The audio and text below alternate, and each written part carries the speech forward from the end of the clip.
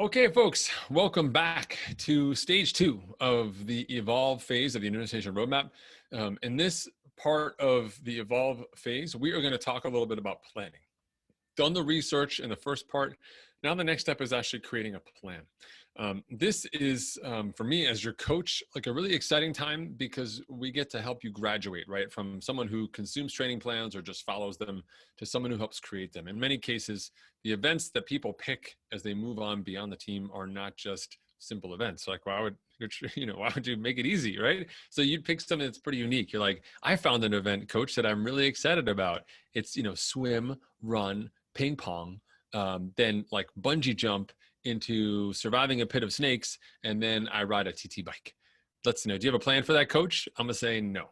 I don't have a plan for that, and don't even take me anywhere near a pit of snakes. But seriously, putting together a plan for these bigger events involves making lots of changes, and it's very important to have you involved. So yes, could you go out and get how to I don't know, hike Kilimanjaro book and just follow the plan in the book? Sure, right? But we have a wealth of knowledge on you as an athlete. We've learned what does work, what doesn't work for you, what your limiters are relative to time, training, sleep, recovery, endurance. All of those elements go into saying, hey, how do we get you as ready as possible for this event? And let's start with you. Don't just start with a plan. We want to build a plan around you, your constraints, the opportunities that you have, your strengths, your weaknesses, all of that goes into the consideration here. And so we don't want to just take a plan off the shelf. Could you start with a plan? Yes, we could certainly take a template. If you said, Coach Patrick, I'm going to do this sort of 24-hour run process. I expect I'm going to cover somewhere in the order of 50 miles in my 24 hours. And so I'm going to use this 50-mile training plan as a template, and then I'm going to modify it. Let's work together. That sounds great. That totally makes sense to me. Or I'm going to take our plan and I'm going to take this other plan that I've seen online or I've read about or I found or my friend gave me or some advice. Let's merge those things together. Let's do it. As a coach, as a leader inside Endurance Nation, this is my favorite part because we're going to create something entirely new that we can pass on to other people that they can use, learn from, modify. And all of that is really, really important. So I'm all about the creative phase, but I have to warn you, little like warning label across the top. Planning takes time. Planning never works the first time, right? It's not like mowing your lawn. Like, tomorrow I will mow my lawn. Like, that's a to-do item, right? Like, check, I did it. You getting ready to run this epic event or to ride this epic event or to run and ride or whatever you're doing, that takes a lot more than just to-do items. It's got a ton of to-do items, but it has also milestones and other elements of a plan that require adherence, but also flexibility. And so that's part of what I'm going to talk a little bit about today. So step one to a plan, Endurance Nation style, that never changes. We always start with an event.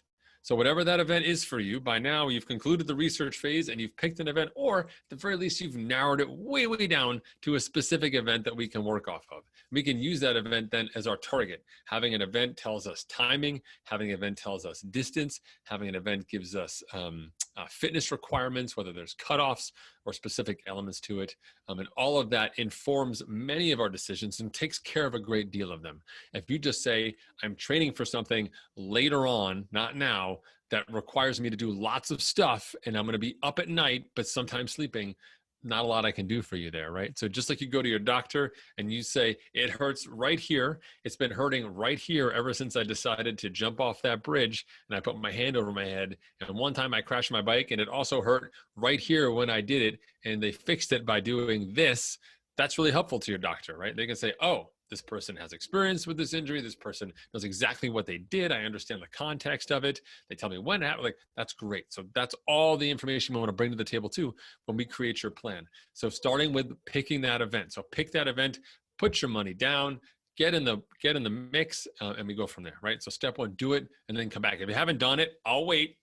Go ahead, pause the video, do it, and then come back.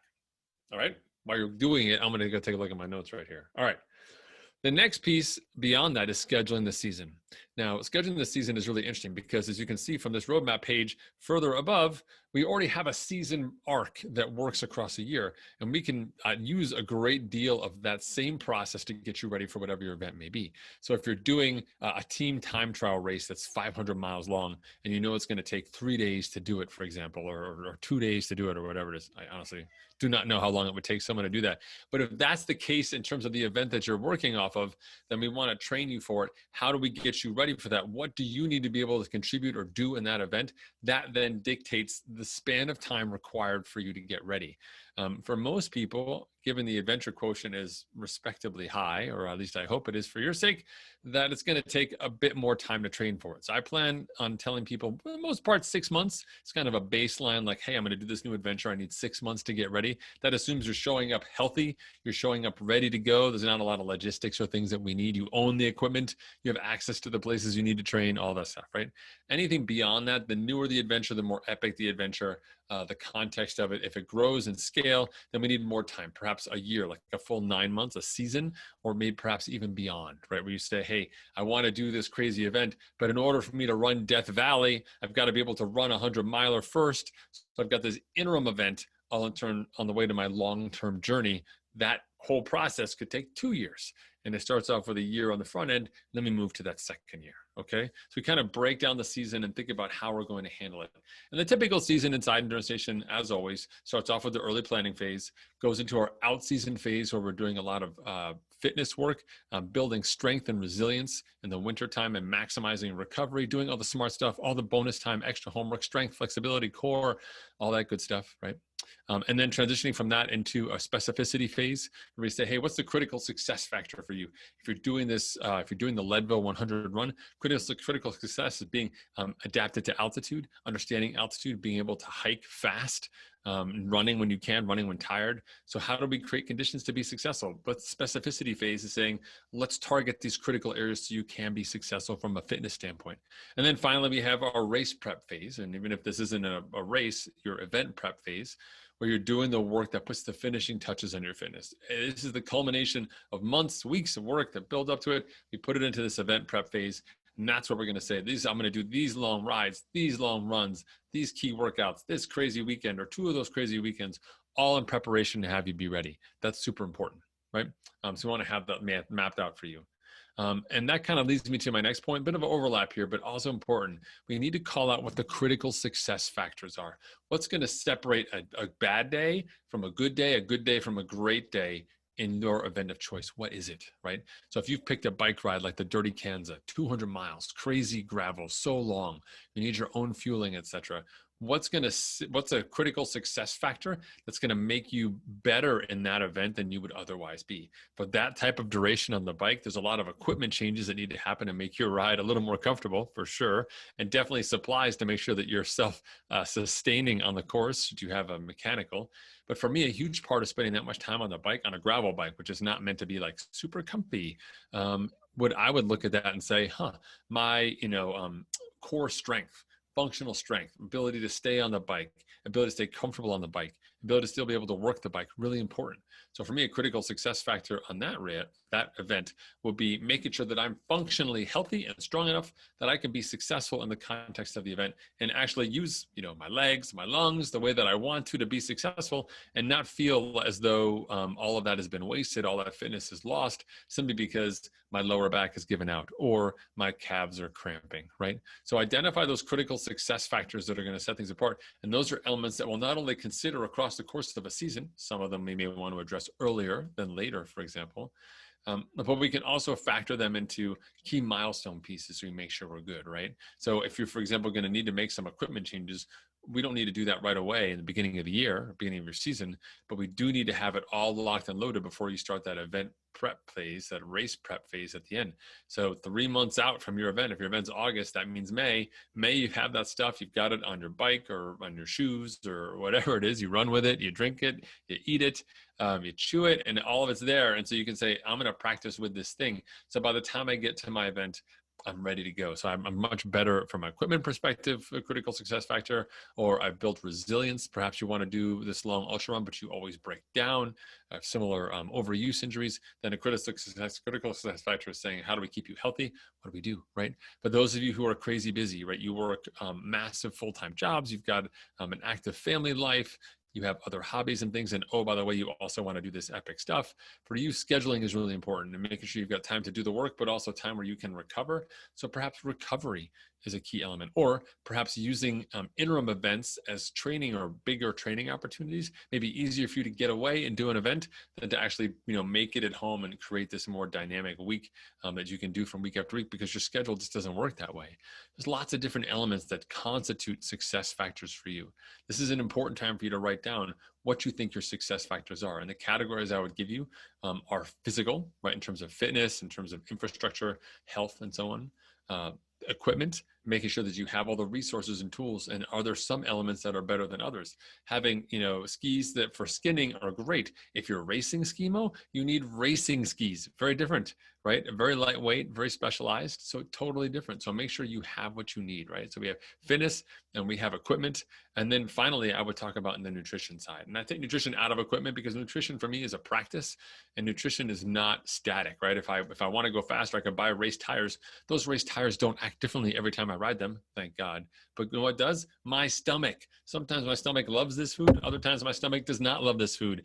Nutrition is something I need to practice. And depending on the epic event that you have, there'll be unique parameters. 5 50-mile runs across 5 days. You need to figure out where you're going to get water and how you're going to drink it and what you're going to do to make it potable, right? How are you going to carry that kind of stuff to make that happen? That's logistics. That's related to nutrition, and it all needs to be tested. And I think these three elements, these three critical success factors, the physical side, the equipment side, and the nutrition side, they all need to exist independent of one another, but also advance at the same time frame so that they all intersect appropriately. So by the time that you're doing this event prep, your nutrition's dialed in, you have your equipment, and we're focused more on the logistics of the event itself and the timing and the pacing rather than the bigger pieces of the puzzle that could certainly go wrong for you at the end of the day. Right? Okay, good. And then the last piece I like to think about when we get into this planning phase is thinking about some interim milestones. So it's very easy. If you're a runner doing a marathon, you can do a half marathon. Makes sense, right? If you're a triathlete doing a half Ironman, go do an Olympic, right? There's sort of some sports have that natural progression or intermediary events that you can easily access en route to your big event. But depending on the event that you choose, it's perhaps very likely that you're not going to have the opportunity to do a practice event or an easily located practice event where you live or where you train or at the right time of year, or not thousands of dollars in plane tickets and hotel lodging away. And so what does that mean for you? So for me, I think creating some interim milestones is helpful. So if you're going to do a 100-mile race on a trail, you want to make sure that you've done a 50-mile race beforehand. That's a milestone. Where is that going to fit? If you're going to run a 50-mile race, we need to know that you can run at least 50 miles a week for a couple of weeks. Well, where does that fit? Where are we going to build that in, right? If we're going to do a 100-mile race, we have milestones on resilience and strength and flexibility. I'm going to want you to be able to do 5 hours of self-care a week. Well, right now you're doing none, right? So we got to count 5 hours. Now you have 5 hours in your week. We all have it, but we haven't prioritized it yet. So we have to start off easy. We got to find, 5 10-minute segments. Let's start with 5 by 10 minutes. Next week, we'll do 5 by 15 minutes, and we'll kind of build it up. That takes time. So having this process of being able to set some milestones in place, by June, I will weigh X. By December, I will own Y. By April, I will have run this. And those intermediate milestones also act as gatekeepers and decision points for us, especially as you're leading a large part of this journey, where we say, are you or are you not ready? So for example, if we take the context of a marathon, which most people can kind of wrap their head around, we want to do a long training run. I tell people to do 2.5 hours is a long training run. 3 hours typically ends up beating people up too much, but 2.5 hours seems to be just about right, even though some people are not happy. They don't run far enough in 2.5 hours. I get it, but more than 2.5 hours on your body, it's really tough, right? But we have a prerequisite that you're going to do this run. If you do not do that run in your training, can you still do the race? Yes, you can. But having not hit that milestone makes us have to change, right? We built a system, we built a plan. We assumed you'd be running this much, you'd be able to run 16 miles, 15 miles, 14 miles at this day, close to your race pace. If you can't do that thing, then we've got to go a different way. We got to say, well, what's next? Where are we going to go? How are we going to handle this? If you didn't hit these markers, we have to then adjust. That's a great piece about these milestones. They take your system that you've built, this path, and they're almost like little valves where we can say, like, did you hit this? Great. Party on, open it up, full steam ahead. Did you hit it kind of halfway? All right, we'll kind of open it halfway. We're not just going to leap into this aggressive running build right now because we didn't hit the milestone earlier. And so that becomes a key part of it, right? So to recap here, we pick our event, then we schedule our season, we lay it all out, especially if it's different and it takes time to do this. We make sure that we identify the critical success factors so we can have those prioritized, whether they require time, money, or attention. And then finally, we move over and talk about these interim milestones. What are things that we can do along the way that are going to help us on the journey, break up this epic journey and turn it into something a little more tangible? Those are really important. Something that helps people when they think about this process is a quick acronym, which is PTR, which is plan, train, and review. Right? Just work yourself through the triad. Say, I'm going to plan for something. This is what I'm going to do. These 4 weeks, I'm going to do this. Then you're going to go out, you're going to do it. 4 weeks, do this. This is my plan. This is what I did. What worked, review. What didn't work? What do I want to change? So building up to 50 miles a week of running, if you're going from 30 to 40, and you got 4 weeks to go from 30 to 40, and a couple different things pop up and change, you can do it. You can get through it. You train, you adjust, you do whatever. Then we review. Before we just blindly continue on to this, mountaintop adventure, we review and say, this didn't work. Like, I tried to put in a midweek long run, but it turns out that it really hurt me on Thursdays. And because I had my Thursdays hurt, that messed up my schedule for Fridays. So I need to figure out a way to put this run in the schedule, but do so in a way that doesn't impact my day. Coach would say, let's swap Friday and Thursday, right? Let's have Friday come right after that Wednesday effort. And Thursday, we can move to Friday, give us an extra 24 hours before we do that second session that's a little more important or critical. But that's a process we get to by planning, training, and reviewing. So PTR, folks, get out there. Let's put that plan together. Of course, you can find me in the forums. If you want to, you can go ahead and book a consult with me. It is a paid consult, but I'm sure we can come up with something, especially if you're going to pay it forward to the team. I'm highly incentivized to help you do that. And make sure that we have a plan that makes sense for you with critical success factors and key milestones to keep you on track and give you a sense that not only are you in control of this adventure, but you're going to do a great job at executing it and have a fun time along the way. All right, great times. All right, I'll be back soon with the third stage of this phase of the Endurance Nation Roadmap. Take care, folks.